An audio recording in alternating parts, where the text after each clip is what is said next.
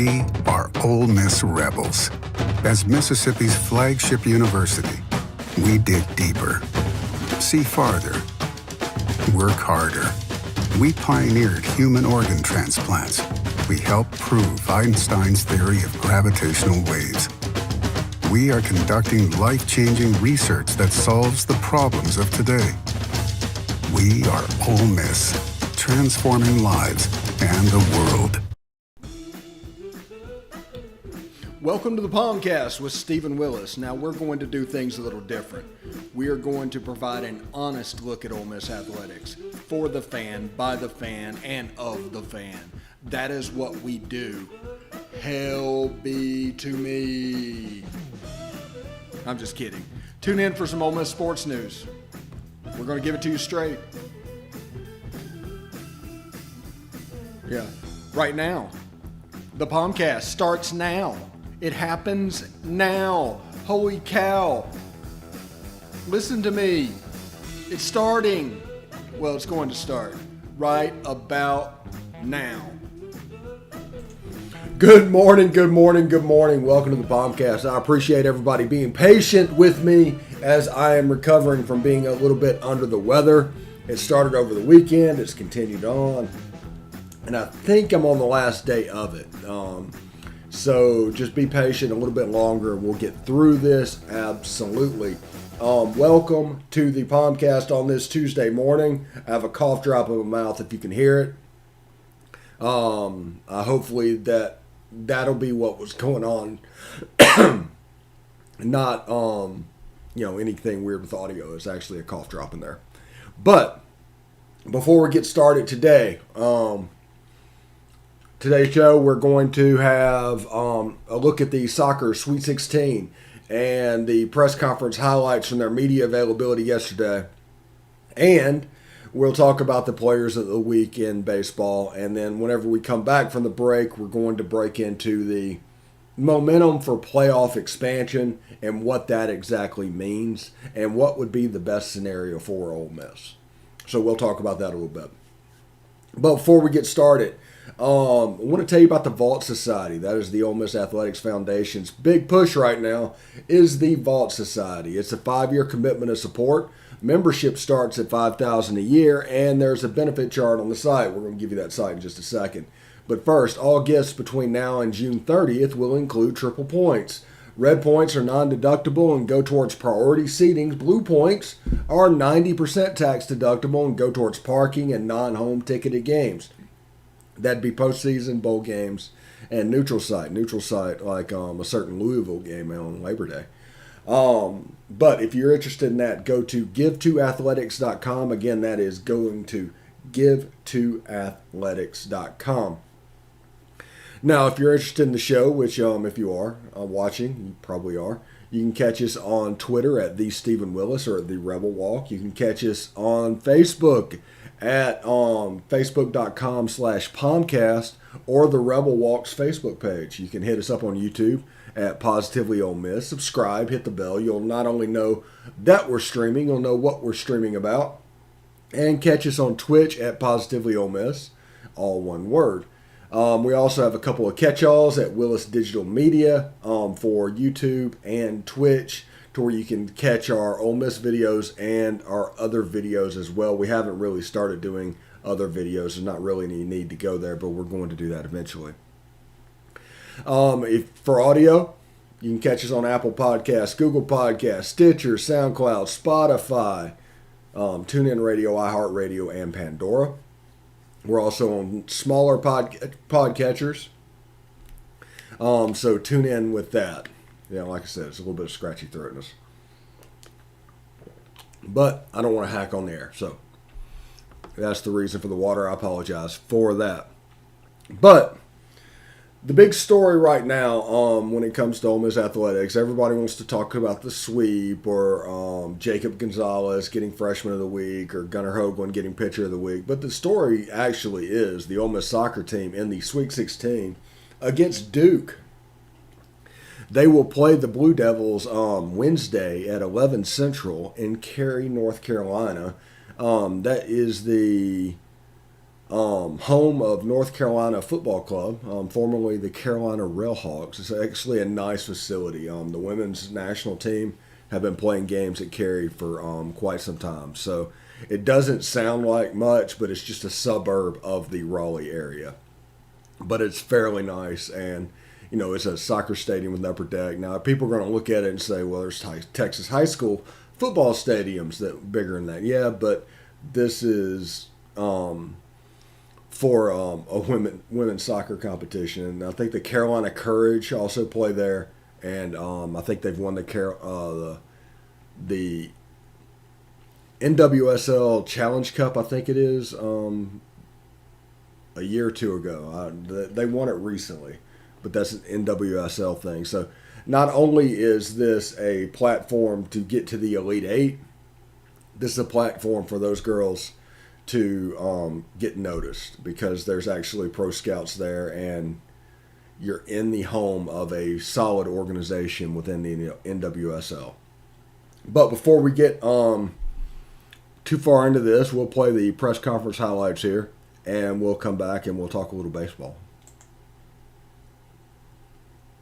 We are here in Raleigh, North Carolina, or Cary, North Carolina, I guess, staying at the Hilton. We were down in Wilmington, obviously, for the first two games against Bowling Green and USC, and now we take on Duke on Wednesday at noon, 11 o'clock Central Time. So I'm excited about the match. Our team's playing at a really high level, really excited about how we performed in really both games, both much different games. Bowling Green was a very tough physical team that really kind of knocked us around for lots part of the game. There was a really stiff wind going straight down the field, which made it hard for us to play, and we really kicked the ball off the field a bunch, which is not characteristic of us. But got into penalties, and it's just how crazy, how close soccer is. We were down to, we had missed a penalty, and if they score, they win and they move on. And Ashley Orcus came up with a fantastic save to move us on, and then we went into sudden death, and Mo O'Connor and Lucy Green both made their penalties, and Ashley, or I think they missed their last one, and we're able to move on to play USC. And in that game, Ash made 3 unbelievable saves on penalties against Bowling Green to push us forward. Play USC, we come out in the first half. We're not playing bad, but they have 2 of the best forwards in the country on their team. Scored 2 goals. We're going to halftime 2-0. I said to the team, it's a 90-minute game. We got to keep playing, and we're going to be dangerous. And we kind of continued to kind of put balls on top of them, and we were able to get one off a long throw that Haley Stackpole finished, and then we got another one off a corner that Ramsey Davis finished, and then we go into penalties again. Got into overtime again. Ashley made a couple unbelievable saves in overtime, and saved a penalty in overtime, which, again, when that happened, I think most people would think we were going to lose, but not when you have that kind of goalkeeper. And then we went into penalties. Channing Foster went first for us, buried hers. And then we actually saved their first 2, I think it was. And then we missed a couple. Then we scored a couple. And then, it came down to Mo O'Connor again, scores hers. Ashley, if she saves it, we win. Tara McKeon, who is Pac-12, all Pac-12 forward, great player, and Ashley snuffs her out again, and we win. So just a great performance for our group. Really exciting games, nerve-wracking on the sideline, but certainly exciting. The penalty kicks are kind of tough because the team has done most of the work leading up to that, and that's kind of when I had my most action against USC and then Bowling Green. So for me, leading up to it, I just try and stay as calm as possible, because as soon as you let your heart rate get up, you're kind of done for.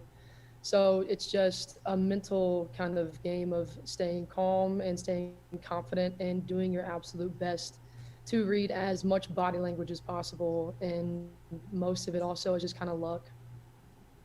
Yeah, I think just coming into the season, it just being such a different year already with only 48 teams to make it to the tournament was just a huge accomplishment for sure. But, we wanted to come in and take it a game at a time, but we weren't done yet after one, and we wanted to keep going. We wanted to go as far as possible, as far as any Ole Miss team has ever gone, and we have the opportunity to do that. And so I think that's where all of our focus lies now is just coming out this next game strong so that we can make history for Ole Miss and, like you said, put our name on the map. Yeah, we came into the, at the end of the fall, we were actually playing really well. We had beaten Georgia at home 4-3.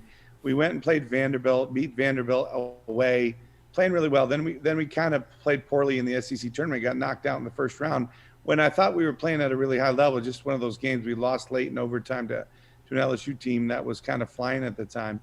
But we came in the spring really revigorated, David, and we told the players, like, listen, we'll have a chance to get in the tournament, but we got to be perfect. We got to win every game, and we've got to play at a different level. We changed the way we played a little bit, changed our system, and that is what really propelled us. I think that the turning point was once we beat Memphis at home on that night where we beat them 3-1. It was a cold, rainy, the field was soaked, water splashing up everywhere, and we really kind of dominated the game. And I think our whole team, certainly in our coaching staff, really believed that was the turning point where we said, okay, they were nationally ranked. We can play with these guys. If we can play with these guys, we can play with anybody. And so from that point forward, we just really cruised in the spring. And to this point, we're playing at a really good level. Our players understand how we want to play and the way we want to play, and that's helped us tremendously.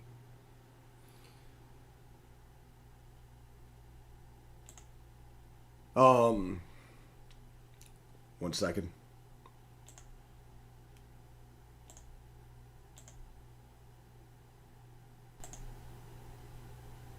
All right. Turn the sound off. All right, turn the sound off. The game, Ole Miss versus Duke. 9-seeded Duke will be Wednesday at 11 Central Time. That'd be 12 Eastern Time. If you are interested in that. So big chance for the Rebels to hit the Elite Eight with a win. Duke is actually a higher seeded team than Southern Cal. So according to seeding, they beat Southern Cal, which is supposed to be better than Duke. But if Ole Miss comes out and play pretty well, they've got a pretty hot goalkeeper. They have a chance to really stall the game out and advance forward. So it's always good to be hot going into a tournament setting. So let's see. And other news, let's see.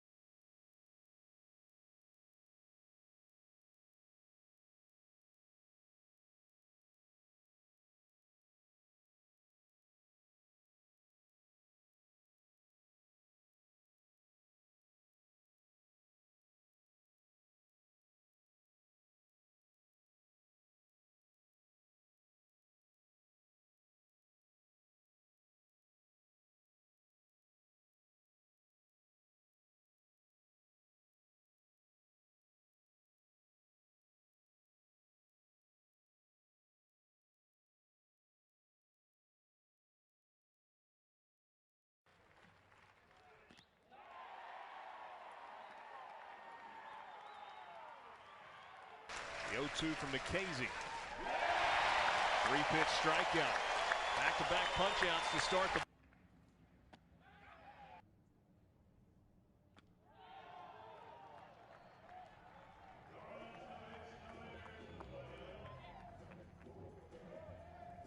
Run. 1-2 pitch. Chased one up and out of the zone.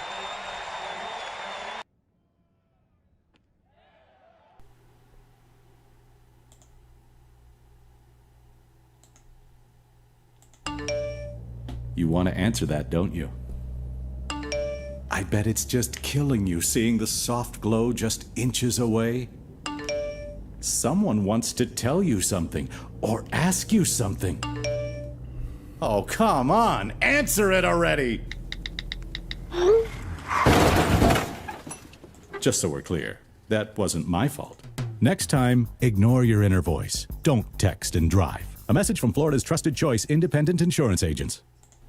Hey, this is Stephen Willis. I just want you to stick around a little longer. We're going to get back to the podcast right after these messages. Tonight, nearly 40,000 veterans across the country are homeless. These men and women have pledged to serve our nation, and now we must serve them. Landlords across the country have helped make significant progress in reducing veteran homelessness by making housing available, but there is more that we can do to bring our veterans home. Visit www.va.gov/homeless to see how you can get involved. And if you are a veteran and you are experiencing homelessness, please call 877-4AID-VET. Thank you.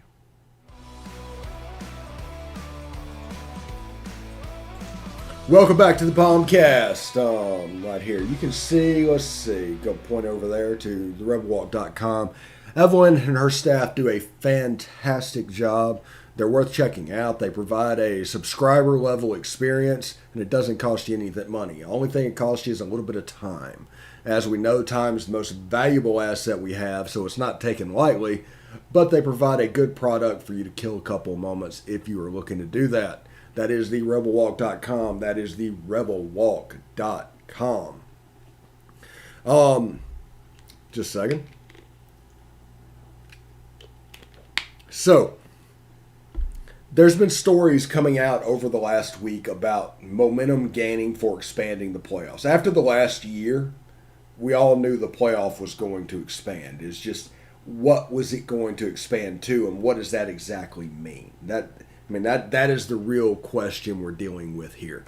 But I think the rumor out there right now is to expand to go to 12, from 4 to 12, which that'd be adding 8 teams to the playoff, and you could basically take all the conference winners, then fill it in with a couple at-larges if you wanted to.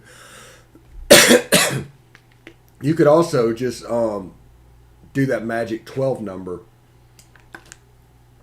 that they're so proud of, and they used to do with the BCS and everything else for the group of 5. If you get inside that 12 spot, you get into the dance. 12 would be a good number for Ole Miss. I like that. I would prefer 16, honestly. And I think that, you play the first game on campus at the higher seed. It's an additional home game that you can get on top of what's coming in for the playoff. Then in the round of 8, that's 4 games, and then 2 games for the semifinals. And they already have those games earmarked for the you got the playoff games, and then you have the extra bowl games that rotate in and out. So they could do that every year. It could all be on the bowl game that you go to, and it looks like it could be a really cool thing. But I really like the idea of 16, just because, let's be honest about where Ole Miss is. Ole Miss is in the best conference in the country. Ole Miss generally doesn't flirt very often with the top 12, top 10-ish. But getting in the middle of the top 20, they do that from time to time. And that'll provide an avenue for them to get in there and play their way for a national title.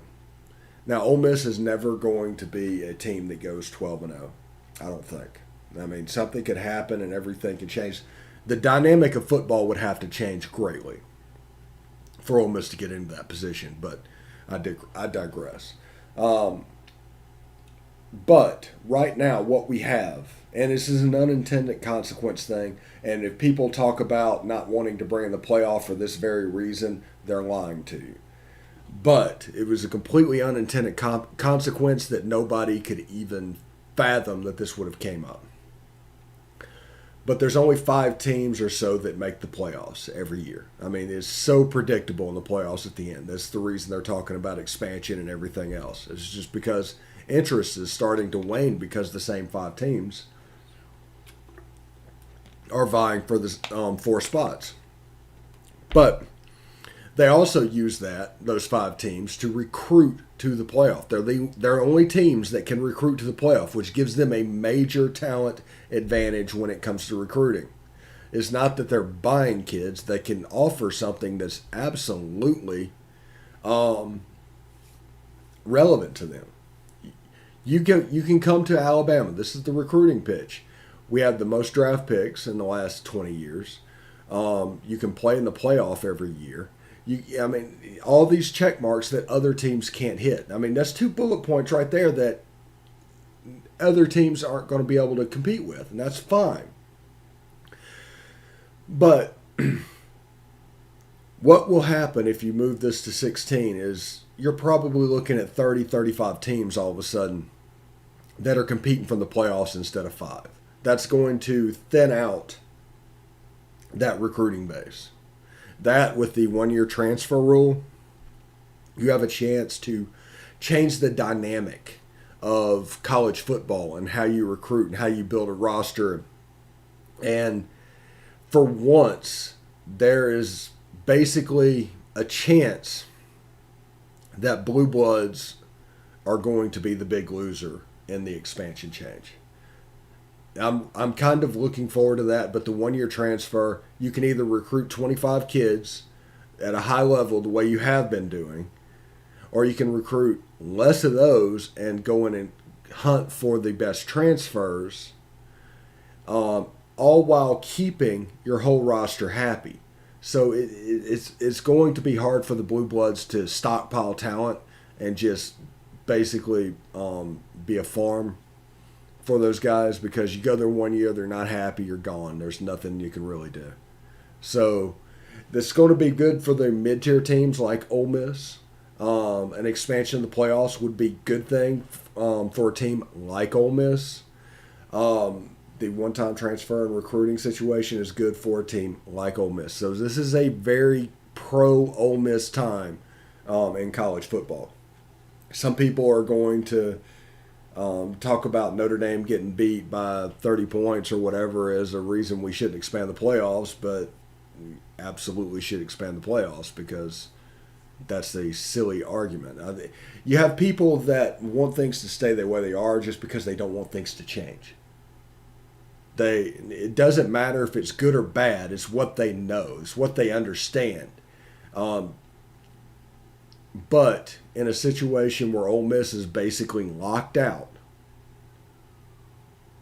of what's going on in college football, changing the dynamics of the sport seems like a great way forward for Ole Miss football. So I'm very excited about that. I'm going to give you a couple minutes back today. Hopefully tomorrow, I think I'm going to be fully recovered tomorrow, and we can have it back to having a normal show. But thank you very much for putting up with me over the last couple of days. Yesterday we did over 1,000 views, so thank you very much for that. Good stuff. It wasn't the best of shows. I'm sorry about being under the weather, but I'm doing the best I can. And just thank you very much. Like I said, it's extremely humbling to be in that position. So thank you very much. And we're going to keep working and trying to obliterate that number each and every single day. And we're going to concentrate on on all the sports at Ole Miss. We're not going to focus too much. Although, like we said at the beginning, 80% of the fan base cares only about football. So football is going to be the year-round sport, but everything else we're going to talk about in season. But thank you very much for watching. We'll be back tomorrow at the same time. Hopefully, we'll be sounding a little bit better, and I won't have a need for a cough drop and water.